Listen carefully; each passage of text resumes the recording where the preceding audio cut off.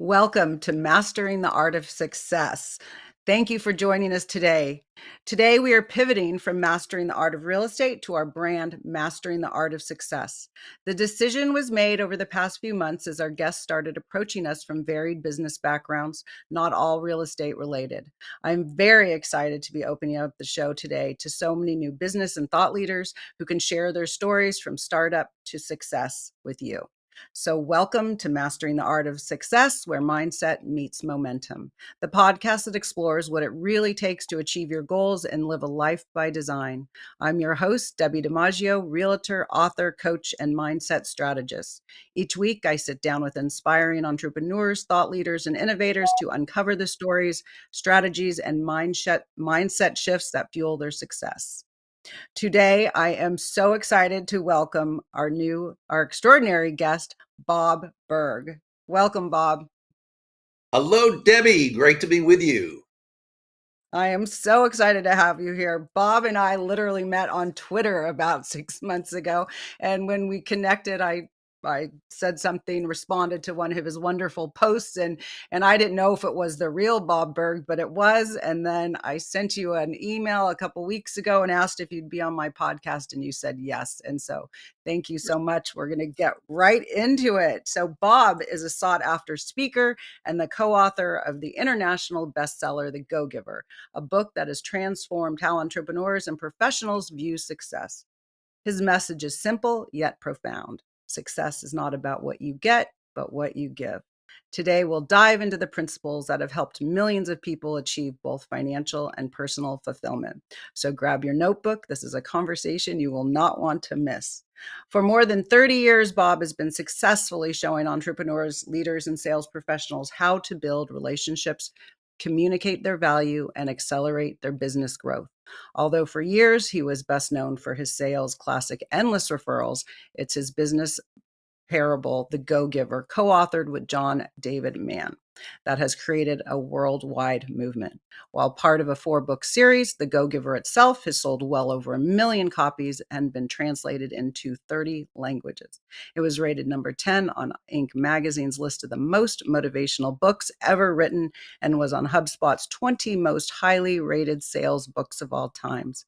Bob is the creator of Go-Giver Academy online learning portal featuring the Go-Giver Success Vault, which includes all of his online courses as well as additional business building resources. He also publishes the very popular Daily Impact email. Both of these can be accessed at his website, which is burg.com. He is an advocate, supporter, and defender of the free enterprise system, believing that the amount of money one makes is directly proportional to how many people they serve. He is also an unapologetic animal fanatic and serves as part of a South Florida rescue, foster, and adoption organization. Welcome, Bob. So Debbie, excited to have you. thank you. Great to So, be with Bob, I always like to start with where did you come from and how I want to know how Bob Burg became Bob Burg. So, start from where you grew up and how did you get, what was the evolution before you got to all of these books and what you did after college and, how you were raised, what your family and upbringing was like. I'd love to hear the story. you. Well, I was very fortunate to have two great parents who set a fantastic Nice. example. So that certainly was very, very helpful. My business career began, I was a broadcaster first for was a sportscaster on radio, and then I was a television news anchor for a very, very small affiliate, ABC affiliate out in the Midwestern United States. But I really wasn't that good at it. I was better on radio than I was on TV. I guess as the old joke goes, I had a much better face for radio. But on TV, I did sports on radio, and that was kind of my wheelhouse. I wasn't really a news guy, but it was the only job opening, and so that's why I took it. But anyway, before long, I wasn't a news broadcaster anymore, and I graduated into sales. But I had no experience in sales, no formal training. So for the first few months, I really floundered. I could knock on doors, I could make phone calls, I didn't do them well, but I did them right. Uh, but I didn't know what to do. So and really the company where I was working, their sales training, one might say, was sort of negligible. It was pretty much go out there and sell. Okay. So I'm just kind of flailing away. I had what Jim Rohn would have described this as: I had the motivation, but not the Mhm. information. Oh, Okay. okay. And they're important. If you have the Right. information, then but you're not motivated, well, that's also not going to work. But so I floundered for the first few months. One day I'm in a bookstore looking for something I didn't know what. Now this is 40 years ago, Debbie. So No. back then, you didn't know about that. They were actually, I didn't know there were anything such as Right. sales. I just figured I was looking for something. And I came across two books. One was by Tom Hopkins, How to Master the Art of Selling. The other was by Zig Ziglar. Of Oh, yeah. course, Hopkins and Mr. Ziglar, two of the icons in the sales space. And I remember being encouraged, just they were actually books on how to sell. I had no idea, no idea. Took these books back home, and as I like to say, I never read them. I devoured them.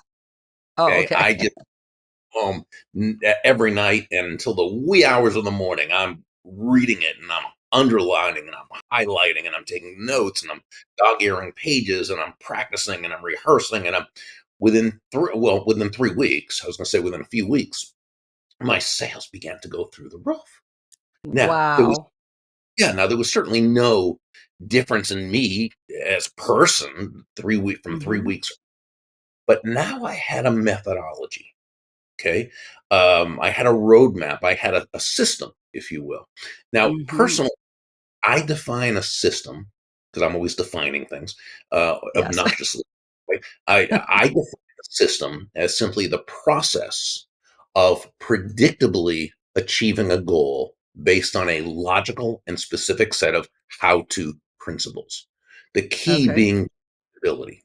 If it's been proven that by doing A, you'll get the desired result of B, then you know that all you need to do is A and continue to do A and continue to do A, and you'll get the desired results of B. So this gave me all sorts of newfound confidence. And I started really getting into it. But here was the cool thing that as you start getting in, of course, you know this, you're a sales professional. As you start getting more into the how to of sales, you start learning there's all these other books out there that are kind of ancillary, but even more Mhm. important. Those are the books on how to build yourself personally, right on the inside. So I'm getting, Uh-huh. what we would consider classics: How to Win Friends and Influence People, The Magic of Thinking Big, Think and Grow Rich, Psycho-Cybernetics, The Richest Man in Babylon, Og Mandino's books and Charlie Jones's books and all these.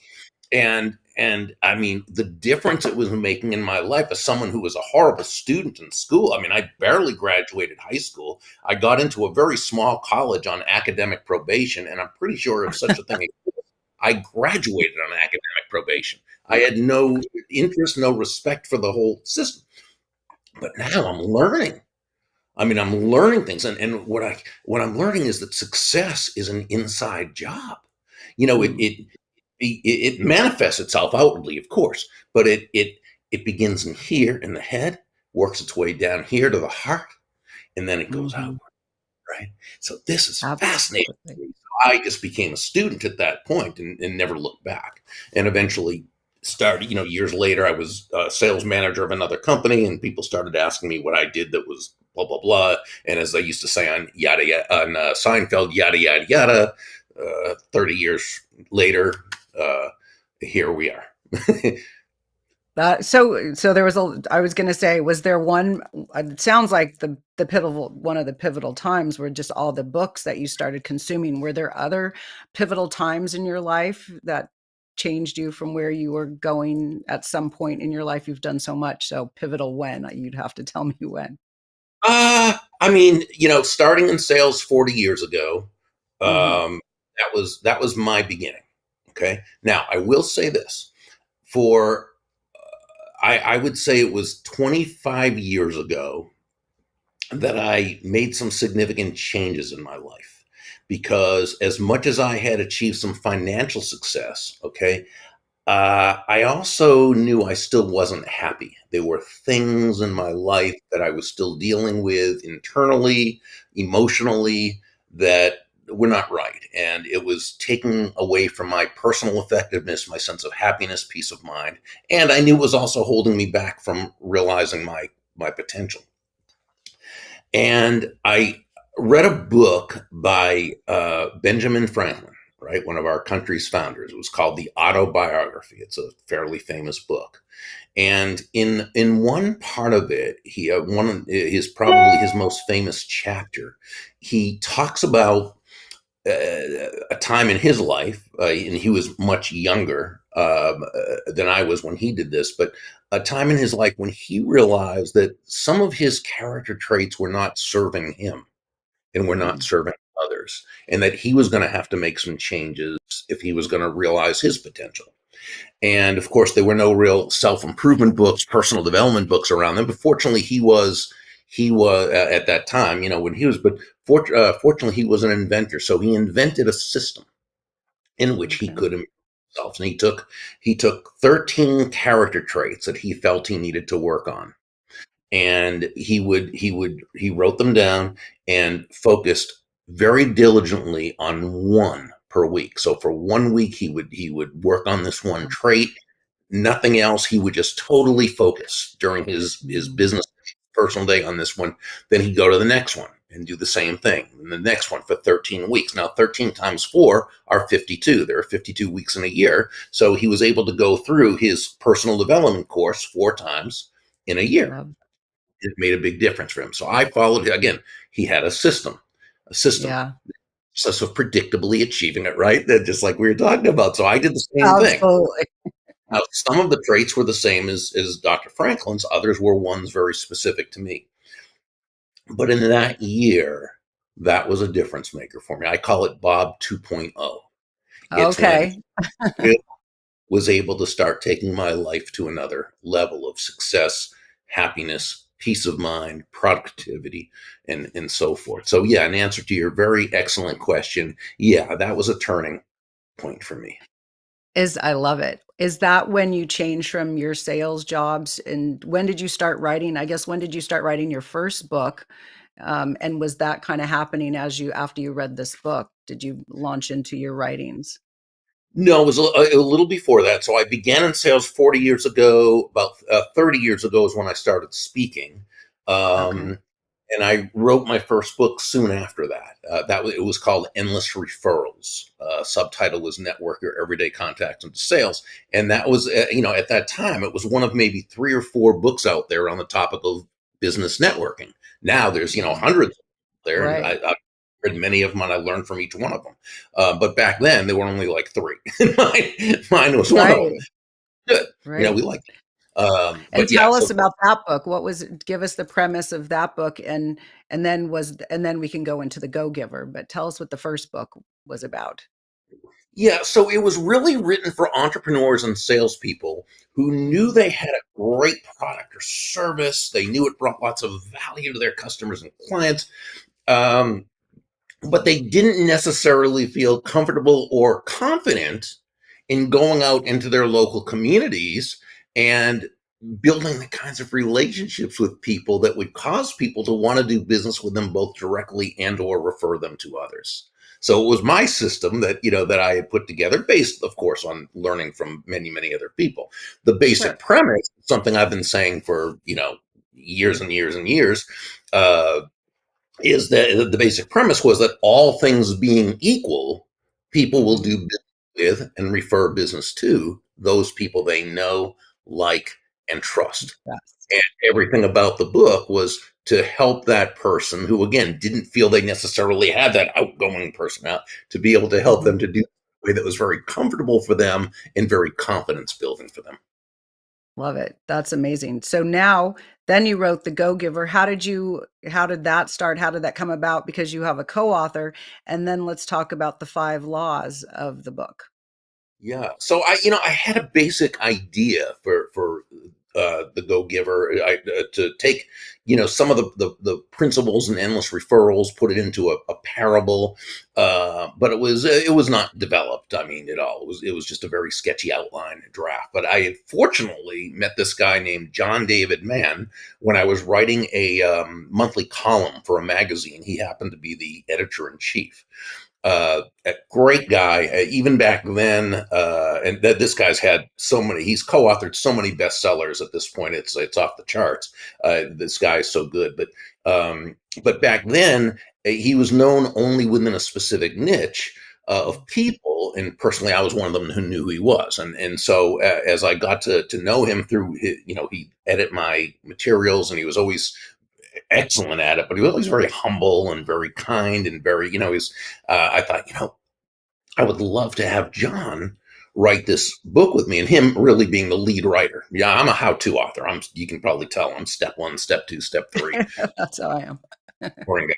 And so, but John's a brilliant storyteller. And I asked him if he would be interested in this. And fortunately, after we actually, what happened was, even back then he was really too busy doing what he was doing to work on this. But he said to his back then his fiance, now his wife Anna, he said, I don't really want to do this, but it's Bob. I mean, how can I just say no to him without just? And that's where the know, like, and trust comes in. That's where the relationship Right. really comes into play. Absolutely. They're over visiting her mom, who had a place at the time over on the west coast of Florida. John and Anna actually took a 4-hour drive over to where I live in Jupiter, Florida. We had about a 3-hour dinner discussing the book and what it would be like and blah, blah, blah. And about 3 weeks later, he calls me and says, Anna and I have talked it over. We like the idea. Let's do it. You know. And so Nice. we did. Now, John, again, he was the lead writer and storyteller. He's Uh, brilliant. I could not have done this with myself. It was definitely a team.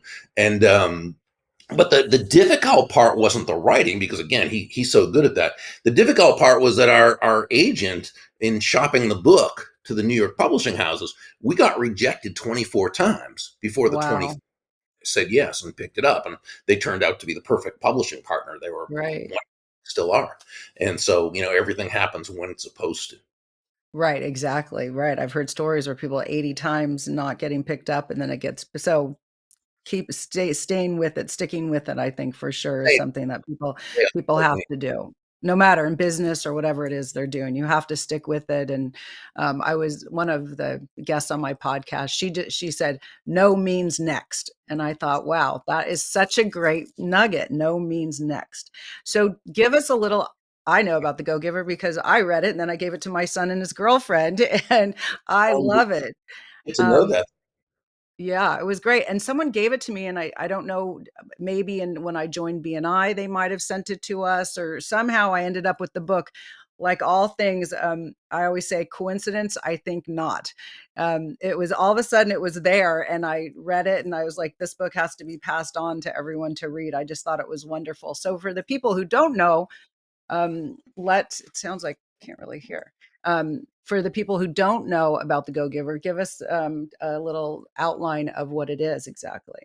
So yeah, it's a business parable, and we would say the main premise is this: that shifting your focus, and this is really I think where it all begins. Shifting Mhm. your from getting to giving. And when we say giving in this context, we simply mean constantly and consistently providing immense value to others is not only a more fulfilling way of conducting business, it's the most financially profitable way as well. And not for any kind of way out there, woo woo, magical, mystical reasons. Not at all. It's actually much Mm, more radical than that. Uh, right. and that is when you're that person who can take your focus off yourself and focus on serving others, discovering their needs, their wants, their desires. When you make it not about you, but about helping them solve and overcome their problems and challenges. When Right. you approach it not from a viewpoint of myself, but how can I move this person closer to happiness? When you do that, people feel good about you. I mean, Hmm. they about you. They want to get to know you. They Right. like you. They trust you. They want to be in relationship with you. They want to do business with you. And you know what? They want to tell others about you. They want to be what we call your personal walking ambassador. And Mm. that's really what it's about. I love it. No, it's so true. I really believe that what you put out there comes back. A lot of people in real estate, as a realtor for 35 years and coaching other realtors, they say, well, how much, why do you do that if you're not going to get paid? And I said, it doesn't matter what I do. I might do something for someone here has nothing related to anything in real estate or anything. Just you're doing a good deed. And then it comes back all the next day. Maybe I sold a house because there was good karma in the air for me. It's just what you just do, and stuff always comes back. I firmly believe that. Yeah, and again, it's there's a reason for it too, okay? And that is when you're focused on providing value to others, making other people's lives better, okay? What happens is you are touching the lives of lots and lots of people directly and indirectly. And what happens is you create what John and I call the benevolent context for your Okay. success. No, it's not magical, but somebody who helped. Okay, someone who you helped talked about somebody else. It's, oh yeah, that's it. And sometimes it might be five people down the line, but it comes Absolutely. saying, but so there's it's not magical, not mystical. It makes such perfect sense. And so when people approach things as well, if I'm going to do something for that person, I've got to get paid for it. You can, I mean, you can do that. You can do okay. I mean, you can Yeah. maybe make a living doing that, but boy, is it tough that way because you're Right. really developing those relationships, those know, like, and trust relationships, and having lots of people who really want to see you succeed. And again, it's not just wanting to see you succeed. It's they feel a trust in you. They Right. see you being both competent and of high character.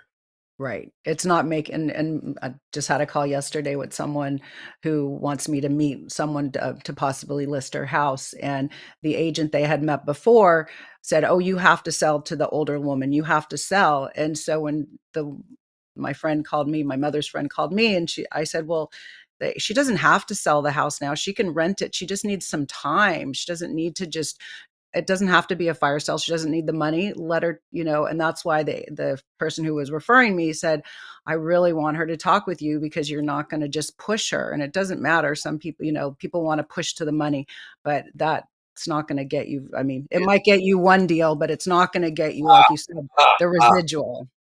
yep, absolutely. Perfect. Yes.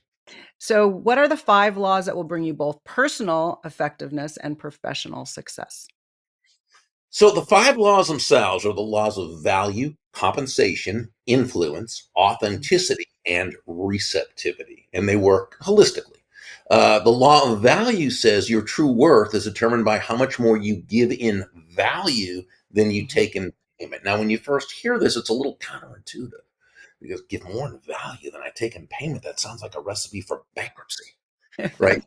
We have to understand the difference between price and value, right? Price is a dollar figure.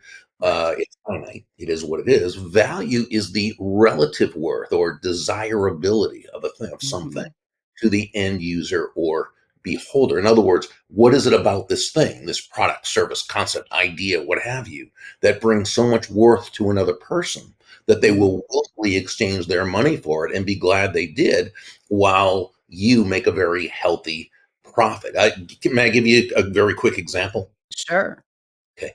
Uh, let's say you hire an accountant to do your taxes, and she charges you. We're just going to name a round figure, $1,000. Okay. Now that's her fee or her price. But what value does she give you in exchange? Well, through Mhm. her years of learning her business, her experience, what have you, from her and through her desire to get to know you, your needs, your wants, what you're looking to accomplish, your business, she's able to save you $5,000 in taxes.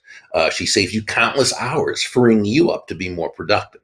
She provides you and your family with the security and the peace of mind of knowing it was done correctly, right? So Right. it gave you well over $5,000 in value in exchange for $1,000 fee or price. She gave you literally more in value than she Right. took in payment. You feel great about it because you got much more than what you paid for, but she also made a very healthy profit because it was Right. worth it for her to exchange her time, her knowledge, her energy, and so forth for this $1,000 fee.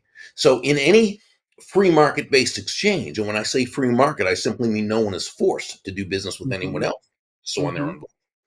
In any free market based exchange, um, there should be at least two profits, right? The buyer or the customer profits and the business owner profits. The buyer and the seller both profit because both come away better off afterwards than they were Mhm. before. That's basically Absolutely. the law of value. Now, of course, it goes much deeper into how to Right. create that value, but that's the basic law. Now, law number two, the law of compensation, takes it a step further. It says your income is determined by how many people you serve. So while law number one says give more in value than you take in Mhm. payment, two says the more people whose lives you touch with the exceptional value you provide, the more money with which you'll be rewarded. Your accountant in the first example did a great job of giving you more in value than she took in payment. If you're her customer, her client, you feel great about her, you would do business with her again, and you would tell others about her. Well, her other clients feel the same way. So Mhm. our account is very quickly amassing that army of personal walking ambassadors. And as she continues to add, such great value to the lives of more and more people, her income will continue to grow and grow. So we could say, we combine laws one and two, we could say exceptional value plus significant reach equals very high compensation. Law number three, excuse me, the law of influence says your influence is determined by how abundantly you place other people's interests first. Now, please Mhm. understand, when we say place other people's interests first, we are not saying you should be anyone's doormat or a mark or Right. self-sacrificial in any way. Absolutely not at all. It's simply, again, understanding, as Joe, the protege in the story, learned from several of the mentors, what we call the golden rule of business is, and you and I were talking about this earlier, is that all things being equal, people will do business with and refer business to those people they know, like, and trust. Well, here's the thing: there's no faster, more powerful, more effective way to elicit those feelings toward you from others than by genuinely moving from that I focus or me Mhm. focus to that other focus, just like you did with the person having to sell about selling the home. You placed her interests first. Okay. Got it. Law number four is the law of authenticity. This says the Mm. most valuable gift you have to offer is Yes. yourself, right? Yes. Uh, Yes. and in the book, Deborah, who was the realtor in the story, she said that, all the skills in the world, the sales skills, technical skills, people skills, as important as they are, and they are all very Mhm. important. They're also all for naught if you don't come at it from your true, authentic core, right? Absolutely. Boy, when you do, people, they feel not only great about you, but they feel comfortable with you and they feel safe with you because they know who you are and who they're getting. I Right. define authenticity as simply acting congruently with one's values. Okay. Yep. And law number five is the law of receptivity. In Mhm. this, it says the key to effective giving is to stay open to receiving, That's right? a hard one. Sure. Now, but you got to think about it like breathing out and breathing in, right? It's Yeah. not one or the other, right? It's you Right. breathe out, you breathe in. Right. You breathe out carbon dioxide, you breathe in oxygen. You breathe out, which is giving, you breathe in, which is receiving. Giving and receiving, contrary to the horrible anti prosperity messages we seem to get from the world around us, giving and receiving are not opposite concepts. Giving and receiving are simply two sides of the Mhm. very same coin, and they work in tandem. The key is to focus on the giving and allow the receiving. This is why John David Mann and I say that money is simply an echo of value, right? Mm, that's good. You're Yeah. focused on the giving of value, touching lots of people's lives, placing their interests first, coming at it from your true, authentic core. And then you've created again that benevolent context for success, and you're able to receive. and you receive in abundance. Absolutely. No, I think it's, and so on that, about a year and a half ago, I joined BNI. I didn't really know what BNI was, Networking International, and I love it. I love that it's a definitive time each week. I love the way they make it comfortable for you to do your pitch, where you are in essence asking for the business because you're describing what you do so you can help others. Tell me about your relationship with Dr. Ivan Meisner. I think you might have written a book together, and you guys have similar messages. So give me a little background on that. Yeah, we never wrote a book together, but we both blurbed for each other's books. Okay. Oh, Someone, okay. Yeah. so, you know, I have the entire Ivan Meisner collection. In fact, and I told him this when we were on an interview. I think he was on one of my podcasts at the time. I told him I have his very first book, which he wrote, spiral binder type of thing. I'm a huge fan of his. First of all, BNI, just great concept, wonderful concept. And Dr. Meisner founded this many, many years ago. But his saying, and a lot of people use this saying and they don't attribute it to him. Mhm. And they should, because it's his saying. And it's actually trademarked, and that is giver's gain. That was Dr. Meisner who coined that phrase. And I think it's a phrase that has revolutionized business. So I Uh, wasn't sure who came first, the chicken or the egg. Was that you or him? So because no, the that was Dr. Meisner who, okay, I don't think we both kind of came up along the same time. okay. But no, that was his phrase, definitely. But yeah, certainly he has just had such an impact. I mean, literally throughout the world. I always say the BNI is in every civilized country in the world, and some countries that aren't that civilized. Absolutely. I know. Someone was in our meeting the other day. I could not understand what he was saying. But it's, yeah, it's just the whole giver's gain. It's so easy. I just find it so easy to do that. I guess because as a realtor, we're always referring people and we're always connecting people, and it just feels really good to give. It is a little harder to receive, but I'm always so grateful for when someone does give to me. So do you, I know we don't have a lot of time left. What is your take on having a mentor, and are there anything to avoid when seeking a mentor? Oh, I think mentorship is great. I mean, it can cut a person's learning curve tremendously. I think that when approaching a mentor, I think what I see a lot of people do, which I think is counterproductive, is they will approach someone, and this can be by phone, it can be by online, it can be in person, what have you. Uh, but they'll approach someone who they don't really have a relationship and say, "Hey, will you mentor me?" Or "I need a mentor. Will you mentor me?" The challenge with doing that is that first, you're not distinguishing yourself in that person's mind as anyone special who they would want to mentor. Remember, if you want this person to mentor you, probably a whole lot of other people do as well, and they only have so Mhm. much energy that they can do something like that. And it could come off a little bit, entitled, like, just, "Hey, will you mentor me?" Instead, what I would suggest is that you can still approach that person, but I would do it in a way that respects the process a little more. And it might be something along the lines of, I realize you are extremely busy. So if this is not something you have time to do, or for any other reason would not want to, I'll absolutely understand. I'm wondering if I may ask you one or two very specific questions. What you've done here is, first, you've respected the process, you've respected them. Mhm. You're communicating that you understand it's a big ask. Okay. You also gave them an out or back door, which is very important. You let them know up Mhm. front if it's something they'd rather not do, and you'll absolutely understand. And people look for that because it shows them, yes, this person respects my time and isn't gonna. But then the third thing you did, which is so important, is rather than just "will you mentor me," which is sort of like saying, "Hey, I know you don't know me from a hole in the wall, but would you share 40 years of your life experience with me?" Rather than saying that, you said, "Ask you one or two very specific questions," That's which says good. to this person, okay, this young man or young woman, they know what they want. They know what they're looking for. They have an agenda in this Right. case, right?